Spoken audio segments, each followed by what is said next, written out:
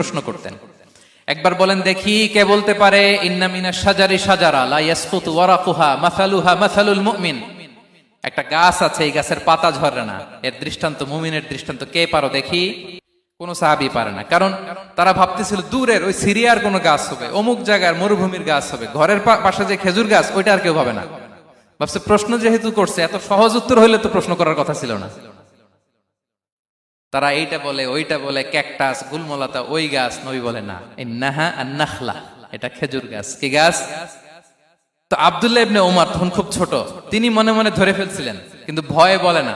তো বাসায় যে ওমর রাদিয়াল্লাহু বলে, আব্বা আপনারা কেউ পারেন না, আমি তো জানতাম এটা খেজুর গাছ, তো বললা না যে? আব্দুল্লাহ বলে, আপনি পারেন না, অন্যান্য সাহাবারা বাপ চাচারা কেউ পারে না, আমি কেমনে কই? ওমর রাদিয়াল্লাহু বললেন, আজকে যদি তুমি বলতে পারতে লাল উট পেলে আরবরা যে যত খুশি হয়, আমি তার চেয়েও বেশি খুশি হয়ে যেতাম। নবীর সামনে আমার বুকটা এত বড়